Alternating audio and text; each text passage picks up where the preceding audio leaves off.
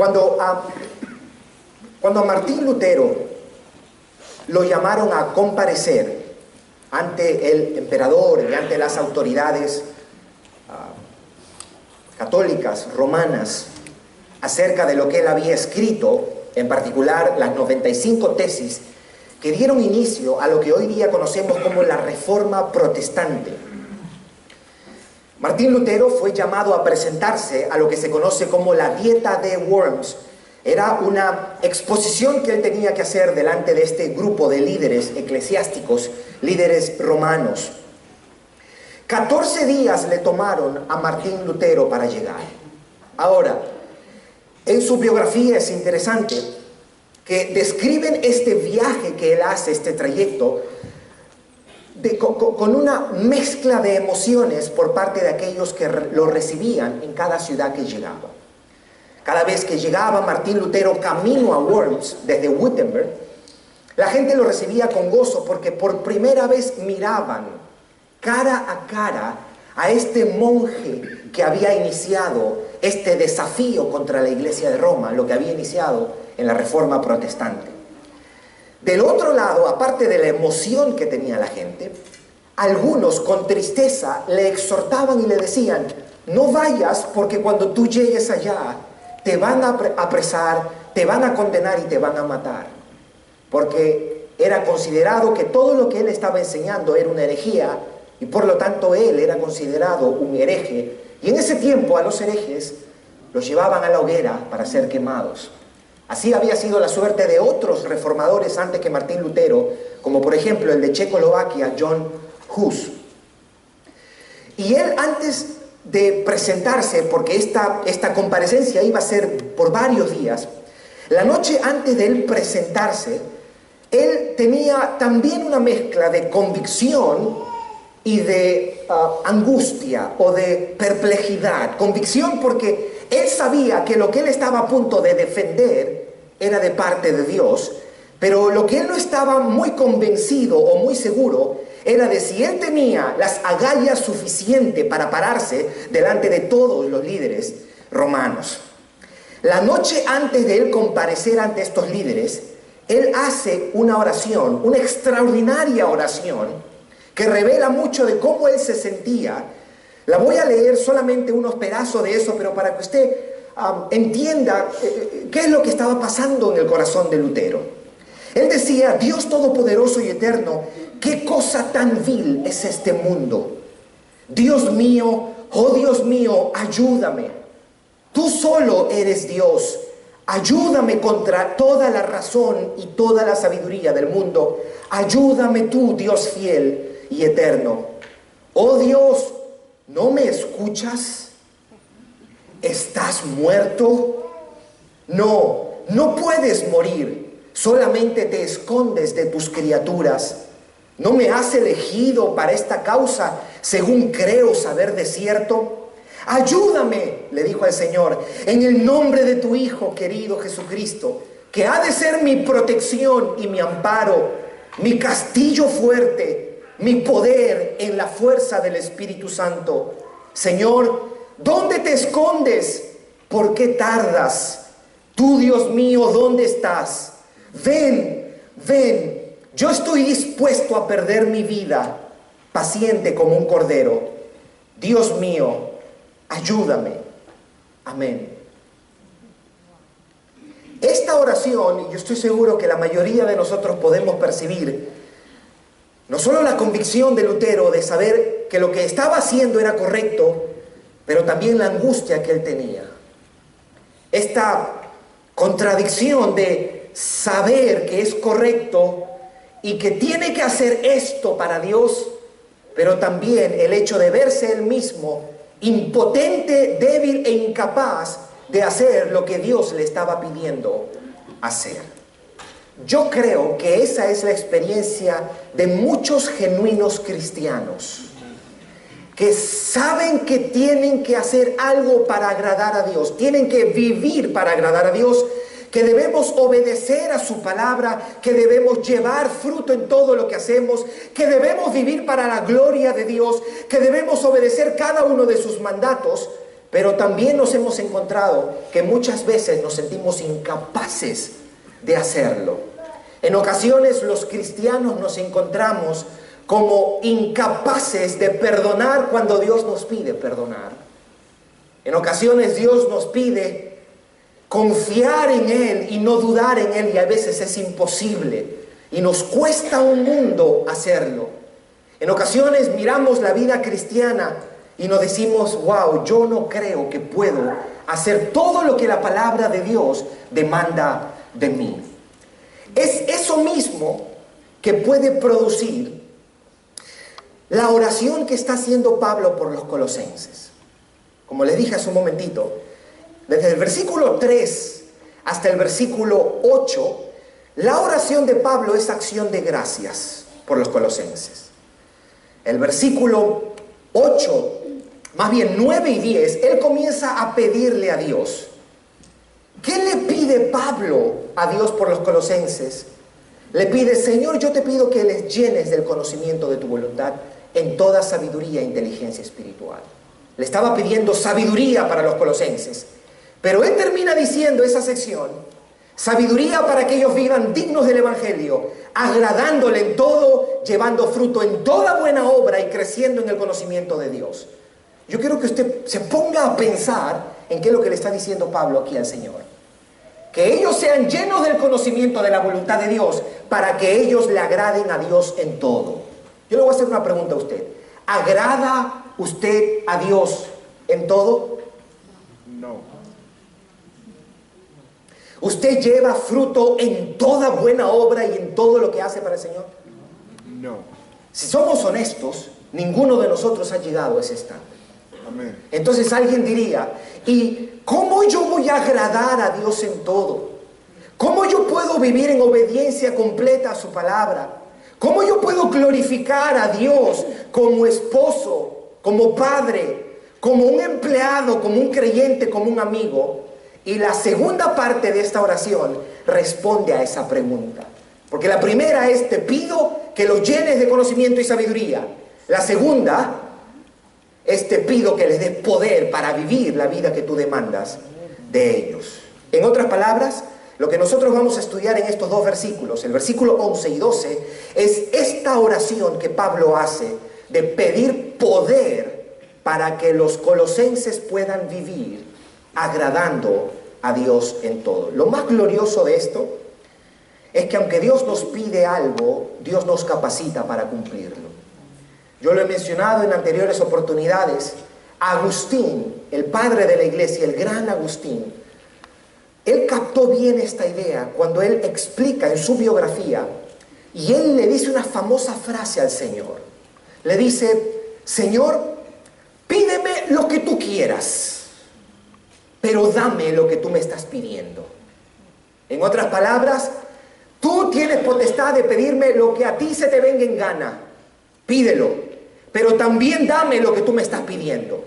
Demanda obediencia de mí, pero dame la capacidad para ser obediente.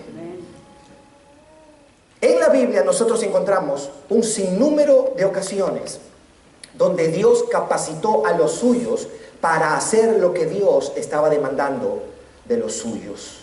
Y en ocasiones esas historias son cómicas, porque le pide el Señor a Moisés, mira Moisés, vuelve a Egipto, habla con Faraón, tú vas a liberar a mi pueblo con mano poderosa, tú vas a sacar alhajas y vas a sacar riquezas de ellos, los vas a llevar a través del desierto y los vas a meter en la tierra prometida. Y Moisés dice, ¿yo? Sí, tú. Yo te voy a capacitar para hacer eso. Yo te voy a dar el poder para hacer eso. Probablemente la historia del mayor de todos los cobardes en la Biblia está en el libro de Jueces. Sí, la Biblia está llena de historia de cobardes. Gedeón era uno. El Señor se acerca a donde Gedeón y le dice, mira Gedeón, tú vas a librar al pueblo de Israel de los madianitas con tu fuerza. Y Gedeón le dice, Señor, yo no sé si tú sabías, probablemente no sabías, de que yo pertenezco a la familia más pobre de Manasés. Y aparte de eso, yo soy el menor de todos mis hermanos. Y el Señor le dijo, no, tú vas a ir con esta tu fuerza, yo voy a ir contigo. Seguramente usted es familiar con el llamado de Jeremías. El Señor le dice a Jeremías, yo te he puesto por profeta, yo te voy a enviar. ¿Qué le respondió Jeremías? Yo creo que tú no sabes, Señor, yo soy todavía un niño, ¿verdad? Con alma de hombre. El Señor le dijo, no, tú vas a ir, tú vas a ir. El Señor le dice a la iglesia de Filipos, ocúpense en su salvación con temor y temblor. Obedezcan, caminen en santidad, agraden a Dios en todo. Y después le dice, porque Dios es el que impone en ustedes el querer como el hacer por su buena voluntad. Cuando Dios le pide algo a un hijo, Dios lo capacita para hacer lo que está pidiendo. Eso es lo que nosotros vamos a mirar con respecto a esta oración que Pablo ha hecho. En el versículo 11, y la versión ESV en inglés, lo traduce de una manera más precisa porque lo hace como una petición. Dice, para que ellos sean fortalecidos con poder conforme a la potencia de su gloria, para toda paciencia y longanimidad, con gozo dando gracias al Padre que nos hizo aptos para participar de la herencia de los santos en luz. Hay tres cosas, y este mensaje yo lo he dividido con tres subtítulos acerca de esta oración que Pablo ha hecho del poder de Dios. Número uno, los errores que la iglesia contemporánea tiene con respecto acerca del poder de Dios. Número dos, cómo obra el poder de Dios de acuerdo a este texto que hemos leído. Y número tres, ¿cuándo es que nosotros recibimos ese poder? Número uno, los errores contemporáneos en la interpretación del poder de Dios. Número dos, ¿cómo obra el poder de Dios de acuerdo a este texto que nosotros hemos leído? Y cuándo nosotros recibimos ese poder. Número uno, errores acerca del poder de Dios. Estamos hablando que Pablo le pide que ellos sean fortalecidos con todo poder conforme a la potencia de su gloria. Hay dos errores fundamentales en la interpretación de lo que conocemos como el poder de Dios en la iglesia contemporánea. ¿Cuál ha sido el error? De pensar o limitar el poder de Dios en términos de milagros. Pensamos que el único terreno donde el poder de Dios se manifiesta es en los milagros. Y número dos, pensamos que el poder de Dios solamente se manifiesta cuando alguien recibe una experiencia, o alguien se cae, o alguien tiembla, o alguien tiene una visión, o alguien recibe escalofríos o goosebumps. Y la iglesia, cuando piensa en el poder de Dios, piensa casi siempre en estas dos cosas. O un gran sector de la iglesia. O el poder de Dios para sanar a los enfermos. Y es cierto, cuando alguien se sana es el poder de Dios, es la soberanía de Dios, es la misericordia de Dios y es la sabiduría de Dios obrando cuando alguien se sana. Es muy cierto, cuando alguien recibe sanidad es porque el poder de Dios estuvo operando. El problema es que hemos limitado y pensamos que poder de Dios es solamente para una demostración extraordinaria y sobrenatural de parte de Dios. O por ejemplo, cuando Dios hace una provisión, o cuando Dios obra la liberación de un endemoniado. La iglesia solamente ve poder y lo único que viene a nuestras mentes es ese tipo de manifestaciones cuando escuchamos poder de Dios. El otro extremo o la otra manera es las experiencias. Si te caíste, ahí está el poder de Dios. Si no te caíste, de repente tú estás un poco mal. Y yo creo que esto es una... Debo aclarar esto. Es cierto que el poder de Dios obra para sanar, para liberar demonios, para proveer, para hacer todas estas cosas. Pero si nosotros limitamos a eso el entendimiento que tenemos del poder de Dios, hemos perdido todo lo valioso que hay acerca del poder de Dios que está descrito en las Escrituras. Hoy día tenemos una obsesión con esto, lo que entendemos el poder de Dios. Anunciamos las actividades grandes y decimos, ven y experimenta el poder de Dios. Como diciendo, cuando tú llegues aquí o cuando tú entres por esa puerta, tú vas a sentir un escalofrío. ¿Sientes escalofrío? Sí, ese es el poder de Dios. No, eso fue el aire acondicionado que está prendido muy fuerte en la iglesia. Y todo lo miramos, y es tanta nuestra obsesión que los cristianos estamos buscando experiencias donde pensamos, ok, el poder de Dios, yo tengo que caerme para yo experimentar el poder de Dios. Y hay mucha gente dentro de las iglesias que vive condenadas porque nunca se han caído. Tú no eres espiritual, tú no tienes el poder de Dios. Vamos hasta los extremos de querer dominar ese poder, porque le decimos a las personas, ven, da una ofrenda grande para que recibas una sanidad grande. Como si nosotros fuésemos soberanos sobre el poder de Dios. ¿Estás todavía enfermo? Tu ofrenda debe seguir grande. Esa es la misma actitud que tuvo Simón en el libro de los Hechos. Cuando él vio a los discípulos orar, dijo, yo quiero eso. ¿Cuánto cuesta? Y sacó la chequera. Y Pedro le dijo, tú perezcas junto a tu dinero por pensar que el don de Dios se compra con dinero.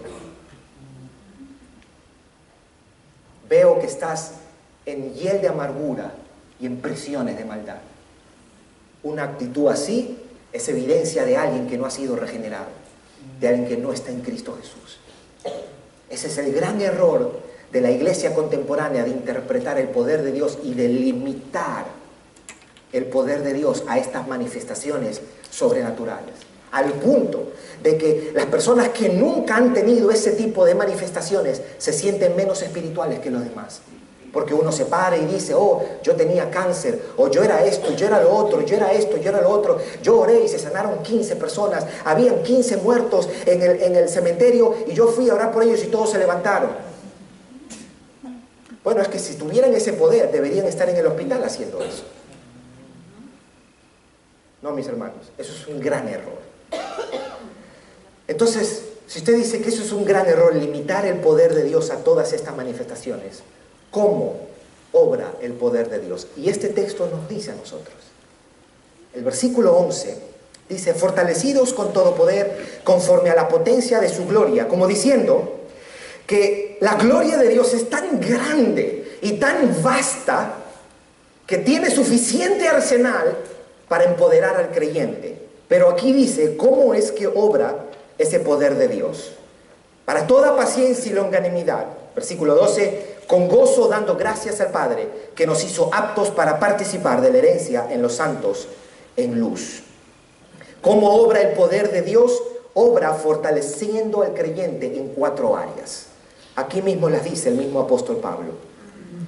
Fortaleciendo al creyente en 4 áreas en particular. Ahora, a nosotros no se nos debe escapar la conciencia de que quien obra ese poder en la vida del creyente es la persona del Espíritu Santo. Ahora, que quede claro que el Espíritu Santo no es un poder. El Espíritu Santo es la tercera persona de la Trinidad y es Él quien aplica los beneficios de la redención obtenida en Cristo Jesús en la cruz del Calvario sobre la vida del creyente. Es el Espíritu Santo quien está obrando este poder en la vida de los creyentes. Y de acuerdo a este texto en Colosenses 1, hay 4 cosas, 4 virtudes que el Espíritu Santo, que este poder de Dios dentro de nosotros obra. Los 2 primeros son paciencia y longanimidad. En otras palabras, Pablo está orando para que los colosenses sean fortalecidos con el poder de Dios. ¿Para qué? ¿Para hacer milagros? No. ¿Para hacer sanidades? No. Aunque todo eso es bueno. Pero lo que él está diciendo aquí es para que ellos tengan paciencia y tengan, otra traducción, esa palabra longanimidad o long suffering, como lo dicen en inglés, es perseverancia. Lo que Pablo está orando es, Señor, yo te pido que tú les des poder a los colosenses. ¿Para qué? Para que ellos puedan resistir bajo el peso de las adversidades. Para que ellos puedan perseverar bajo el peso de las dificultades. Y cuando la Biblia habla de paciencia y longanimidad, paciencia y perseverancia, no solamente está haciendo referencia a las adversidades de vivir en este mundo caído, sino también esas dificultades que son provocadas por otros seres humanos. Pablo está diciendo, hey, yo estoy orando para que Dios les dé poder, para que ustedes sean pacientes. ¿No oramos eso constantemente nosotros? Señor, dame paciencia. Es peligroso en ocasiones orar así, porque el Señor responde rápido. Dios no nos da paciencia como una caja de un regalo. Él nos da ocasiones, ¿verdad? Para que ese fruto de la paciencia pueda ser cultivado. Pablo está orando por paciencia y Pablo está orando por longanimidad, por perseverancia. Señor, yo te pido que tú les concedas a ellos la capacidad de resistir, la capacidad de sostenerse, la capacidad de aguantar, la capacidad. Señor, es verdad que la vida cristiana es una constante resistencia, es una constante adversidad. Y Pablo dice, ellos necesitan el poder de Dios para ser pacientes y para ser perseverantes. Ahora, alguien diría, sí, yo desde que me convertí a Cristo, yo he resistido, estoy parado estoicamente, me paro, yo no siento nada, me dan duro y ahí estoy, serio, sin reírme. No. Ese no es el fruto del Espíritu. Porque lo que Pablo está diciendo aquí es, Señor, yo te pido que ellos sean fortalecidos con todo poder, para toda paciencia y longanimidad. Ahí están los dos primeros. Y el tercero, en el versículo 12, dice, con gozo dando gracias.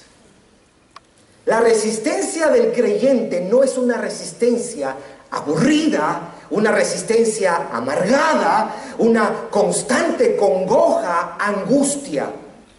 El Señor no nos llama a eso. Nos llama a resistir, pero a resistir con gozo. Nos llama a la paciencia, pero una paciencia gozosa. Nos llama a una perseverancia, pero una perseverancia gozosa. Esto va en contra, y esto es muy importante para muchos creyentes que de verdad aman al Señor, están comprometidos con su palabra, pero son cristianos que constantemente exhiben una gran tristeza, una angustia perpetua. Todo el tiempo están acongojados, están en la iglesia, están todavía permaneciendo fieles al Señor, son pacientes, son perseverantes, pero no tienen una actitud gozosa. Están acongojados y en el peor de los casos están amargados. La Biblia no nos llama a eso. Pablo ora y dice, hey, estoy pidiendo para que Dios les dé poder, para que sean pacientes,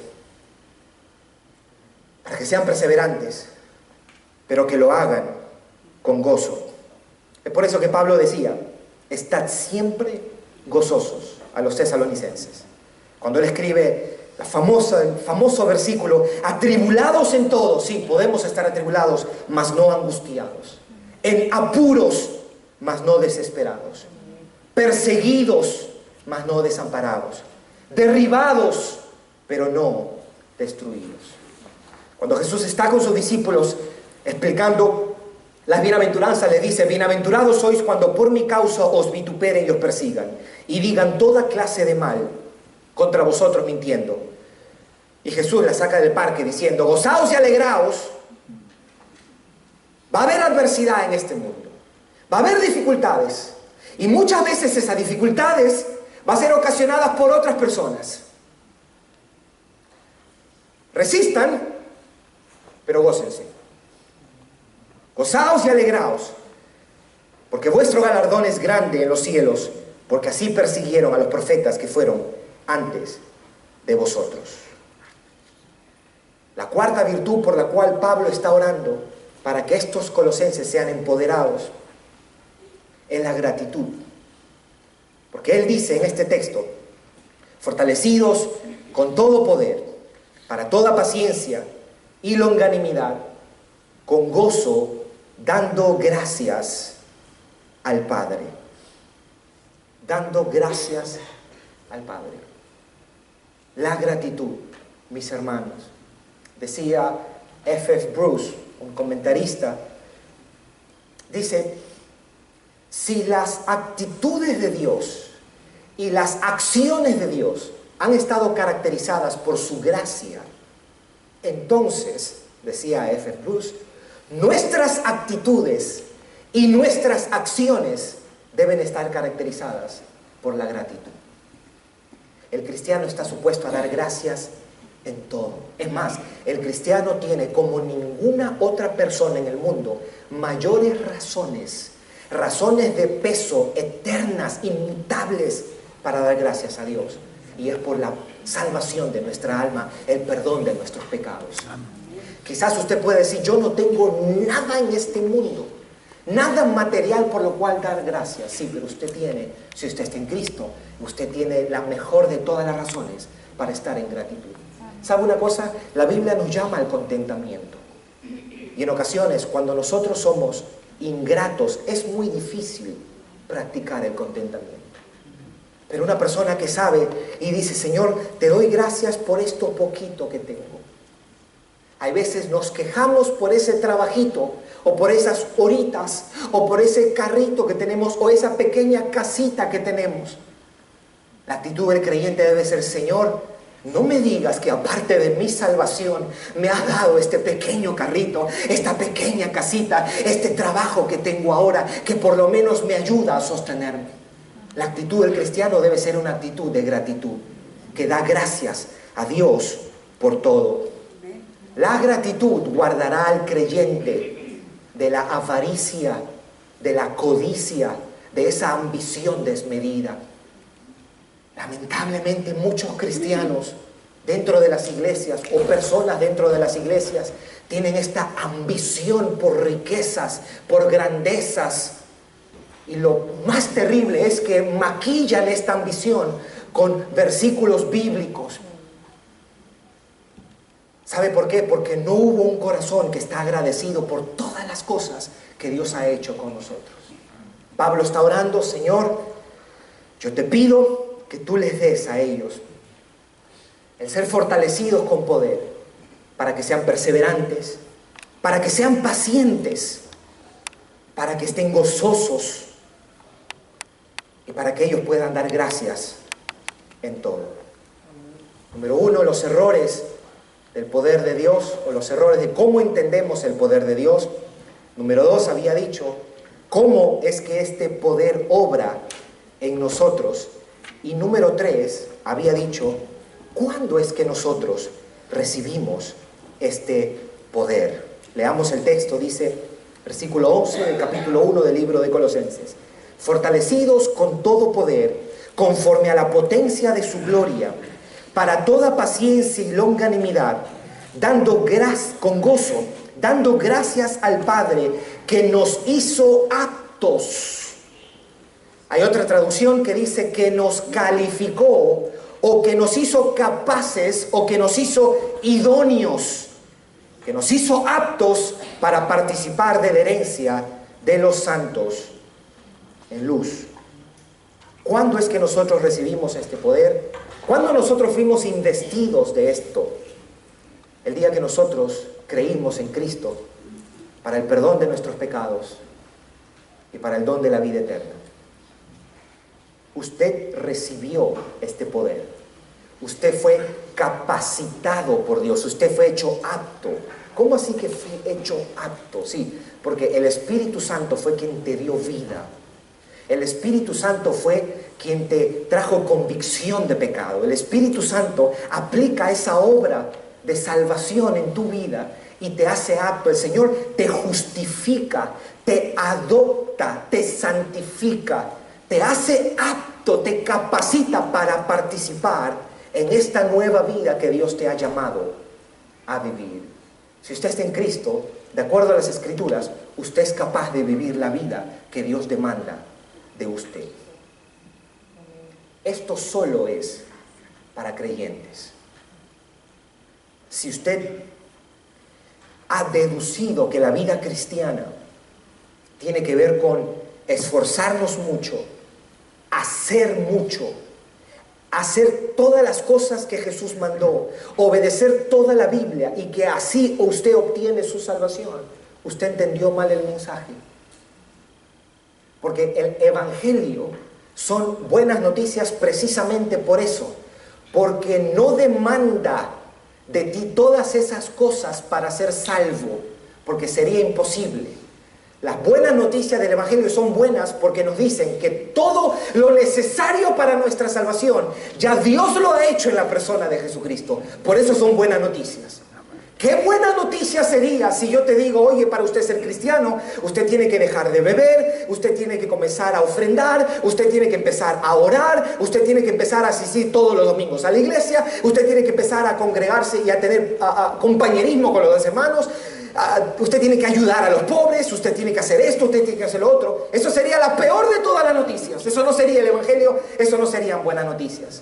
Pero el Evangelio son buenas noticias porque Dios ha obtenido eterna redención a través de la obra de nuestro Señor Jesucristo. Y porque el Espíritu Santo ha aplicado esa salvación y ahora estamos en Cristo, el Espíritu Santo es quien nos capacita, nos empodera, nos da esa habilidad para vivir la vida digna del Señor, para agradarle al Señor en todo, para llevar fruto en toda buena obra, para obedecerle de acuerdo a su palabra. Amén. 4 frutos, 4 virtudes por las que Pablo está orando aquí. Dales poder, Señor, pero no poder para hacer un show. Si les concedes poder para orar por los enfermos y que los enfermos se sanen, eso será una cereza en el pastel. Dales poder para que ellos sean transformados a la imagen de Jesucristo. Dales ese poder para ser pacientes. Dales ese poder para ser perseverantes. Dales ese poder para estar gozosos, para ser gratos con Dios. Amén. ¿Cuál es la lección de todo esto? La lección de todo esto es tan sencillo como esto, mis hermanos.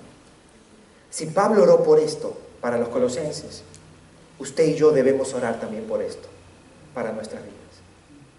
Usted y yo debemos atesorar la paciencia, la longanimidad, la perseverancia, el gozo, la humildad, la compasión, porque esos son los frutos del Espíritu. Esas son las evidencias de que estamos habitados por el Espíritu Santo. Eso es el carácter de Cristo siendo formado en nosotros.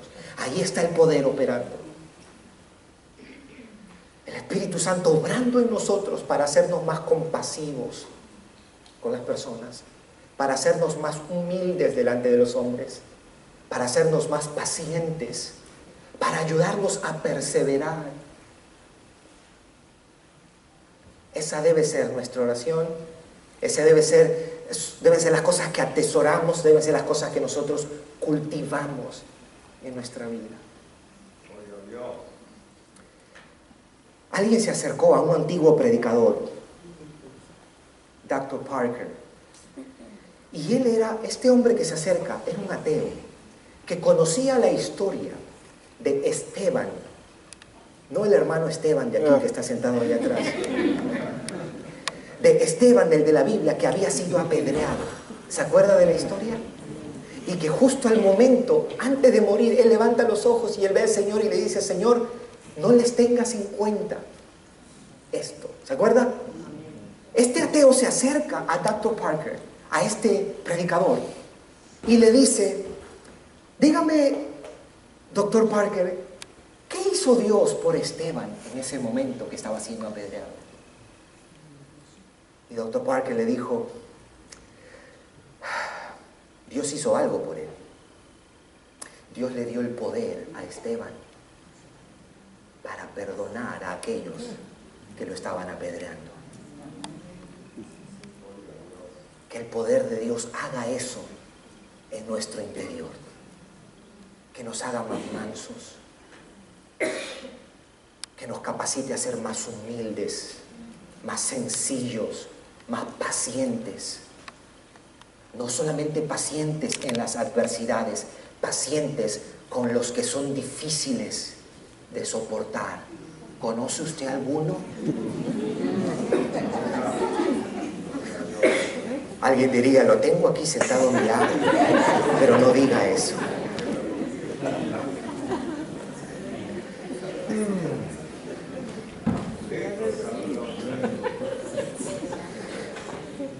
Llegó el día cuando Martín Lutero se tuvo que parar delante en la dieta de Worms.